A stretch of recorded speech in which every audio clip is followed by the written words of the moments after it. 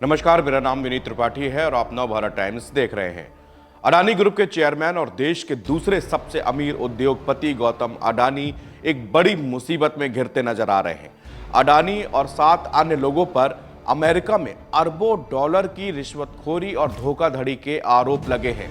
इस मामले में अमेरिका की कोर्ट में सुनवाई भी हुई है। अडानी और उनके भतीजे के खिलाफ गिरफ्तारी वारंट भी जारी हो गया है। इस मामले में नाम आने के बाद अडानी ग्रुप ने अमेरिका में $600 मिलियन के बॉन्ड को रद्द कर दिया है। इकोनॉमिक टाइम्स के मुताबिक अभियोजकों ने बुधवार को आरोपी की घोषणा की है। इसमें आरोप लगाया गया है कि अडानी ग्रुप ने सोलर एनर्जी कॉन्ट्रैक्ट हासिल करने के लिए भारतीय अधिकारियों को रिश्वत दी थी। अडानी ने बुधवार को ग्रीन एनर्जी में निवेश की घोषणा की थी।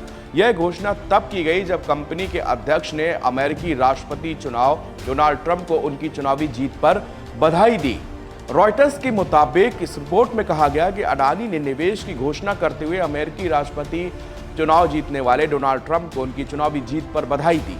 यहां तक ध्यान देने योग्य यह है कि ट्रंप ने ऊर्जा कंपनियों के लिए नियमों को सरल बनाने का वादा किया है। इससे उनके लिए संघीय भूमि पर ड्रिलिंग करना और पाइपलाइनों का निर्माण करना आसान हो जाएगा। अमेरिकी प्रतिभूति और विनिमय आयोग की ओर से बनाए गए मामले के मुताबिक गौतम अडानी पर कथित रूप से अमेरिकी निवेशकों को धोखा देने और अधिकारियों को रिश्वत देने के आरोप लगाए गए हैं। अडानी और अन्य पर आरोप है कि उन्होंने झूठे और भ्रामक बयानों से अमेरिकी इन्वेस्टर्स यानी कि निवेशकों और वैश्विक वित्तीय संस्थानों से फंड लिया। इसके बाद उस रकम का इस्तेमाल जो है वो रिश्वतखोरी में किया गया। अभियोग में कहा गया कि अडानी और अन्य ने लगभग $265 मिलियन, अगर करीब को इंडियन रुपीस में आप कन्वर्ट करेंगे तो 2237 करोड़ रुपए की रिश्वत दी है। उन्हें उम्मीद थी कि इन कॉन्ट्रैक्ट से 2 दशकों में $2 बिलियन, करीब 16,882 करोड़ का मुनाफा होगा।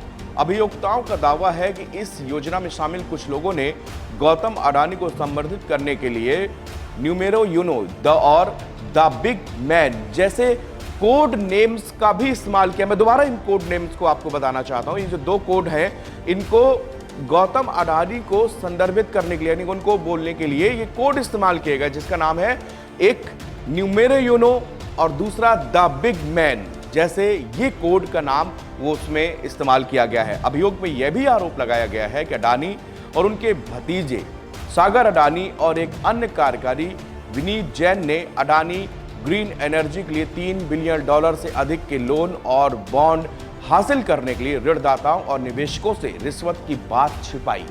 ये आरोप विदेशी भ्रष्ट आचरण अधिनियम के अंतर्गत आते हैं, जो विदेशी व्यापार सौदे में रिश्वतखोरी के खिलाफ एक अमेरिकी टफ कानून है, अमेरिकी लॉ है। रिपोर्ट में कहा गया है कि गौतम अडानी और सागर अडानी के लिए गिरफ्तारी वारंट भी जारी कर दिए हैं। अमेरिकी प्रतिभूति और विनिमय आयोग ने दोनों व्यक्तियों और एक अन्य व्यक्ति सिरिल कैबिनेस के खिलाफ संबंधित नागरिक आरोप दायर किए हैं।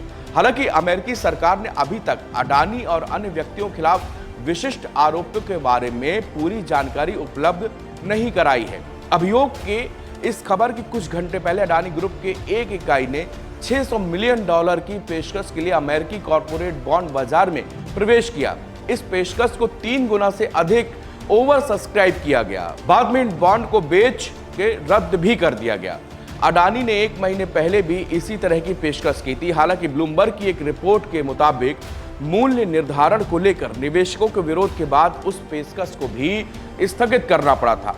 प्रतिवादियों के नामों और विवरणों की मैं यहां पर आपको पूरी सूची बताता हूं।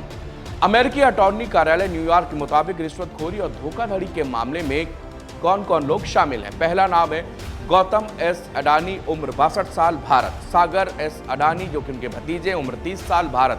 विनीत एस जैन, उम्र 53 साल, भारत। चौथा रंजीत गुप्ता, उम्र 54 साल, भारत। पांचवा सिरिल कैबिनेस, उम्र 50 साल, फ्रांस और अमेरिका की इनकी सिटीजनशिप। सौरभ अग्रवाल, उम्र 48 साल, भारत। सातवां दीपक मल्होत्रा, उम्र 45 साल, निवासी भारत। आठवां और अंतिम जो आरोपी इसमें बनाए गए हैं वह है रूपेश अग्रवाल, उम्र 50 साल और भारत। ये आरोप अब राजनीतिक महकमे में भी अब इसकी गूंज आपको सुनाई देने लगेगी, क्योंकि कुछ ही देर पहले की ये जब रिपोर्ट आई है उसके बाद से गौतम अडानी के शेयर्स में भी भारी गिरावट दर्ज की गई है। और जिस तरह से अमेरिका के कानून के तहत गिरफ्तारी वारंट जारी हुए हैं, ये एक कड़ी कार्रवाई गौतम अडानी के लिए मानी जा रही है।